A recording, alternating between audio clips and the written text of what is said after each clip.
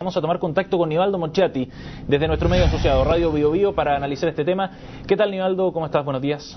Hola, buenos días. Este es un caso que seguramente va a causar mucha polémica porque tiene ingredientes muy particulares. Estamos hablando de un sacerdote muy conocido, vinculado a las esferas de poder. John O'Reilly es un sacerdote que por la congregación a la que pertenece, Legionarios de Cristo, está vinculado a grupos de poder, a grupos económicos y también políticos, gente de derecha, vinculada al gobierno en este caso, vinculada al gran empresariado, porque los Legionarios de Cristo es una congregación que se puso en mente, se puso como tarea evangelizar, entre comillas, evangelizar al vértice de la sociedad, vale decir, a los poderosos para desde ahí influir al resto.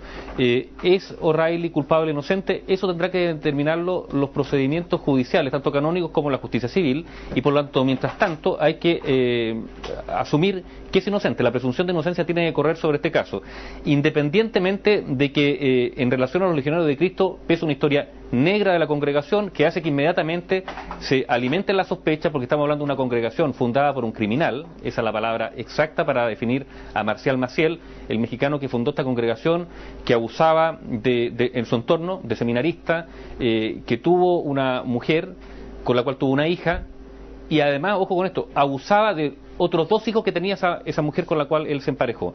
Un criminal, un verdadero psicópata. Y la pregunta es si un fundador de un estamento tiene esas características, bueno, de qué manera irradia y genera que en esa institución no haya prácticas torcidas.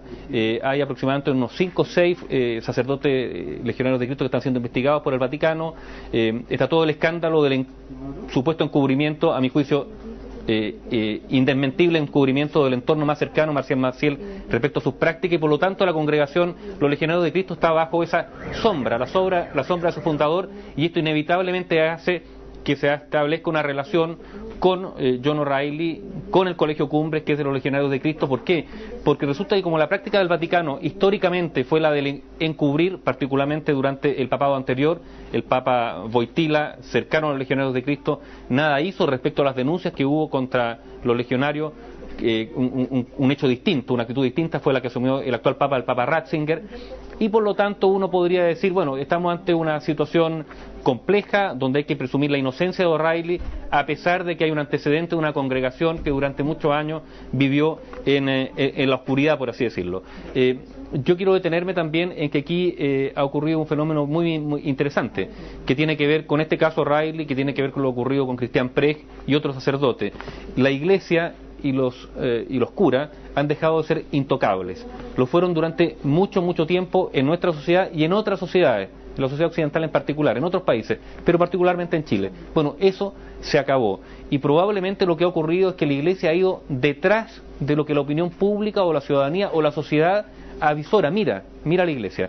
Y uno podrá decir que los pasos que se han dado son importantes. Por ejemplo, el que haya sido apartado O'Reilly de toda actividad no es porque el Colegio Cumbre lo haya decidido, es porque hay una indicación vaticana expresa de Ratzinger diciendo que en el caso de un cura acusado de abuso, inmediatamente tiene que ser apartado de todas sus funciones y debe ser aislado. ¿Eso es positivo? Sí. ¿Ha sido tardío? Absolutamente. La Iglesia sigue yendo detrás de lo que ha ocurrido, y particularmente sobre la Iglesia Católica pesa. Estamos hablando de la jerarquía de la Iglesia, no de la feligresía. En la jerarquía de la Iglesia todavía pesa, y va a pesar durante mucho tiempo, una actitud displicente y a mi juicio encubridora de los abusos de tantos sacerdotes que se han ido ventilando. Y es muy importante lo ocurrido en Estados Unidos el día martes, cuando tenemos un obispo de 61 años que ha sido condenado por encubrimiento, no por abusos sexuales, por haber encubierto a sacerdotes pederastas. Quizás los Estados Unidos, como en algún momento marcó lo que fueron las denuncias contra sacerdotes católicos, tal vez lo ocurrido el martes en Estados Unidos también abra una nueva puerta, que es la indagatoria y la acusación, incluso penal, de parte de la jerarquía que encubrió a sacerdotes que abusaron de menores. Claro, eso podría sentar de alguna manera, como tú decías, un precedente, digamos, y podría de alguna manera quizás disuadir a aquellas autoridades eclesiásticas que han actuado de esa manera y quizás ahora con estos hechos en Estados Unidos a la vista pueden reaccionar de distinta manera, ¿no? Podrían ahora tratar de transparentar o ventilar un poco algunas situaciones que pueden estar encubriendo eventualmente. Y además hay un dato anexo. Piensa tú que en el caso de los abusos sexuales contra menores, independientemente que sean sacerdotes o no, hay una fuerte corriente a nivel mundial y también en Chile, algunos parlamentarios lo están pidiendo, de que sean declarados crímenes imprescriptibles.